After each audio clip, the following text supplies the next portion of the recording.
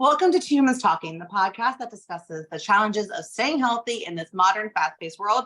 I'm Tiffany Sims, your weight loss and high performance coach. And I'm Chelsea Scroggins, your yoga teacher and motivational speaker. Let's hop in. Yeah. Hi, Charles. Hey. So I know that you teach yoga. Correct. Every week. You have multiple classes and you have such a wide array of students. I know that before I ask you my question, I just have to say, I love your story you shared with me the other day about how you have, was she 11? You have an 11-year-old and a 60-year-old in your class together, and that she's like the world's best yoga cheerleader. I think it's so cute. I loved it. Special. Yeah. That's so much. Yeah, it's basically they range now from 11 up to 80. And it's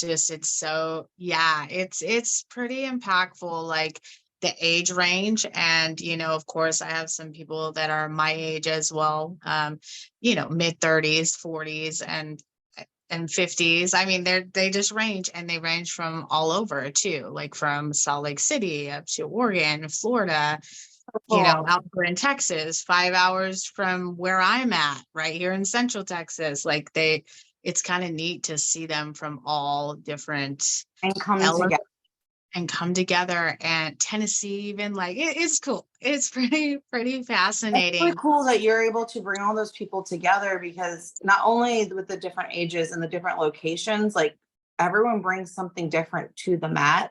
And I was curious, I know you mentioned you hinted at something in a conversation we had the other day, but that there's some like themes running through your clients. It seems like about that a little bit. Yeah, not at all. It seems like lately everybody's been a little on edge. Like, I don't know if it's the energy from the moon shifting. I don't know if it's just like the heat, the heat all over. I'm not sure, but everybody's been a little frazzled and like almost extra anxious. Also a little down and out, and just kind of feels like they're just in this looped circle and like not being able to navigate of where they're going. And so what I've been just bringing into the practice is grounding everybody to come to now, to breathe and just honor where they're at. And a lot of the times when people are so anxious and like worked up or even down and out, it's because they're not honoring where they are. They're waiting to hurry and get to the next destination, or they're like stuck in the past and what has already happened to them, and they're just hanging on instead of releasing and letting go and just being and breathing and honoring themselves as a whole. And so that's what I've been focusing on lately. Of course, there has been some neck pain and shoulder, and I feel like that stems as well from not hearing other people's point of view. So when your neck is stiff, a lot of the times you're like, no, my way is right. What are you saying to me? I can't hear you. No. And you just seize up. And so just releasing and allowing them to know that there's different points of views, right? There's different ways to do the same thing, and it's okay to be different. It's okay for somebody else to do it differently. It doesn't make them bad. It doesn't make you bad. It just makes it what it is.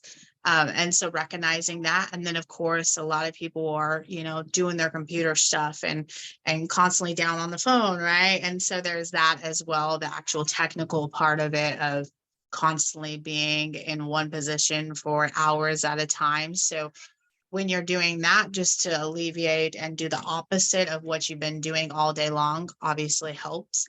And it's kind of funny just bringing this into light, that goes on no matter the age. Like, all ages have had the same kind of experience the last 2 weeks. And it's so for me, it's so powerful to know how we are all truly connected and how we are all really on the same wavelength, even if we don't realize it, so just bringing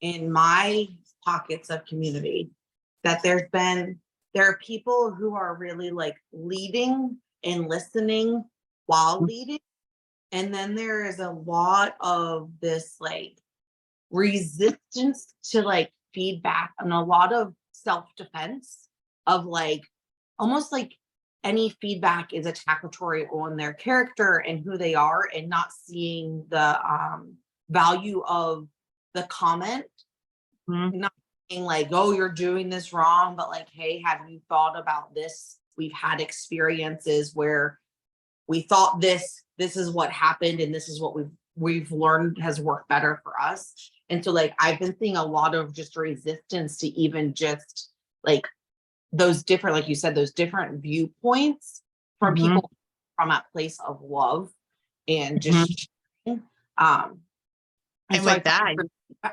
fascinating that you're seeing that in your practice even.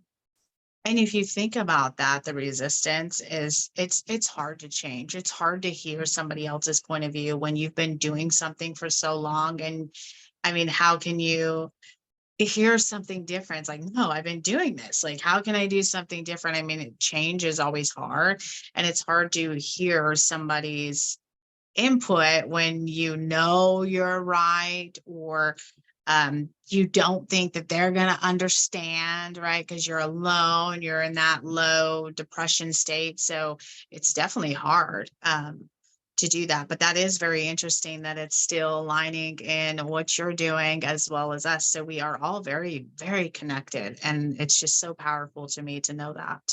Yeah, I want to on that topic kind of talk about the different tools that we have to protect our boundaries and our energies because it's very, very easy to fall into that. Like you're listening, you're being that sounding board. And sometimes, if you're not being aware, it's very easy to absorb that energy and become it. And then you went from like powerhouse woman to Mhm. meek, insecure, naggy, like the world is basically pooping on me person. And if you're not careful, and when that happens, sometimes it's a long time before you realize it happened. And then you're like, wait a second, I don't know this person looking at myself in the mirror. And so I know that there's a few things that I do, but I want to ask you, like, how do you make sure that you're not absorbing other people's baggage because it wasn't yours to carry? You know, a daily practice. And I know that sounds like what? But like seriously, if I don't get on the mat in the morning and just really breathe, and I'm talking like deep breathing. And if I'm angry, I do a different type of breath. If I'm sad, I do a different type of breath. If I don't channel my energy and like align myself in the morning, in the day, before anybody else in the world can come to me with their problems or with their perspective, then I am easily like a sponge and I will take that in. And to be honest, I feel like we all are that way. Because as they say, kids are like sponges, they soak it all in. And we all have an inner child within us. I mean, period, end of story. So we will suck it all in if you don't have those um if your energy is not aligned, if you don't have your intention in the morning to go throughout the day to, be open, you don't want to, for me, I don't want to be closed. Like my intention is never to be closed, to never hear what anybody says, but to just take it all with a grain of salt and to hear what people have to say and not consume it. Like I will literally say that to myself. So setting an intention in the morning, doing my deep breathing in the morning, my daily routine before the rest of the world even comes to me with their problems or or even their questions. Like you're just better aligned to answer anything or do anything if you do your morning ritual, your morning routine, for me Well, anyways. you said like I don't want to be a closed door. I also don't want to be an open door. I Yes. imagine myself more like one of those rotating doors, the ones that have the There you watch. go. And it's like, okay, you can come in, but if this is going to wreck my home, if you're going to be a tornado, you have to keep going. And so Amen. with friends, especially in the line of work I do as a high performance coach, like when my friends are coming to me, it's like they know that it's not me being an asshole, that it's me really wanting to be what they need in that moment. Like, are you coming to vent? and you just need me to be your friend to just sit here so that you can talk at me? Or are you coming for solutions and you want me to like play more of like the coach ask you the questions roles? And in that, that allows us to, one, set the stage of the conversation. And then two, I can play a little bit more defense to make sure that I'm not absorbing that energy. But also my friends know, like, I'm not the person you come to gossip. Like, that boundary is very clear. We can talk about how your husband made you upset and that you're working through these feelings, but to just come to me to like talk about people or to tell me that the world's falling apart, like, they don't come to me for that, because they know that there is zero space for it, and then I'll redirect the conversation.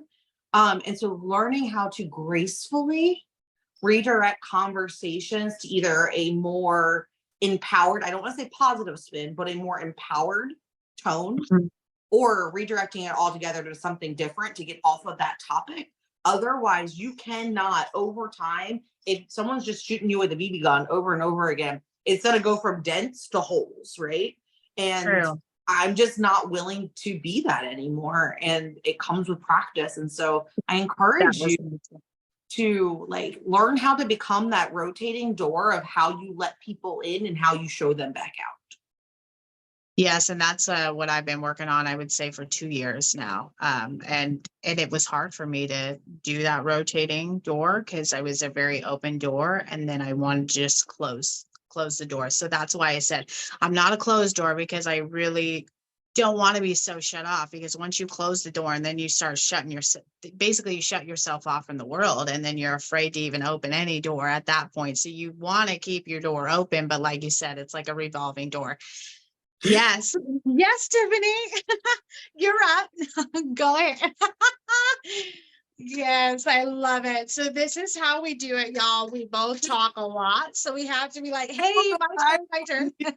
Raise my hand just then, but I was like, oh, come on.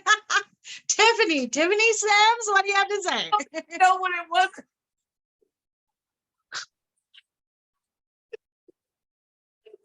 You said something that I felt so passionately about.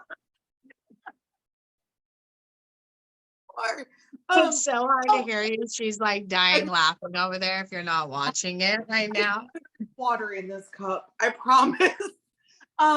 No, you had said that you don't want to be closed off to the world. And I had this whole, I had a very long stay in that part of my journey, because I was like, oh, I'm closing everyone out. I'm isolating myself.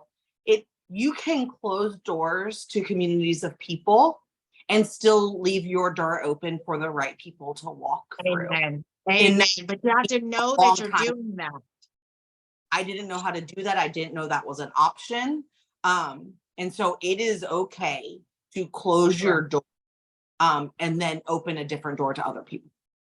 Amen. And to navigate through that, you feel guilty. You feel this like, oh, but you know what? I don't know. You just feel this sense of guilt. It's like a mourning. You feel like you're like, it's hard to do that, but it's beneficial for your health. It's beneficial for your future. You have to do that until you're strong enough to come back maybe to those people and be that revolving door to know when to kick them out when need be, and then when to listen when need be. Yeah. But you know, it's a skill. And if you ever interact with someone who is a little bit further along in holding their space and being successful and being their own, they will never tell you you're a bad person or make you feel guilty when you've set a boundary and closed a door. Have you noticed that? Yes. And it's because the reason we feel guilty about closing that door and setting that boundary and removing ourselves from situations is because no one in our life ever taught us that skill. And so it's uncomfortable and you're new at it, and there's no one around you really showing you how that works. And so that's just what uncomfortable feels like, of learning a new skill and growing. But I have never met a successful person who will say like, oh, you shouldn't have cut those people out, or you shouldn't have done that. Like, you should feel guilty about yourself. It's always the people that you're leaving behind because they don't want to evolve into a healthier human to support you that try to knock you down and bring you backwards because it makes them uncomfortable, you exercising that new. It's like the crab in the pot, what they say, like when the one crab's going and then the crabs at the bottom are pulling that crab back down. That's what it's like. That is what it's like. But then once you get free, you're like, guys, come on. It wasn't like, that hard. We don't have to live. This is phenomenal. Yeah.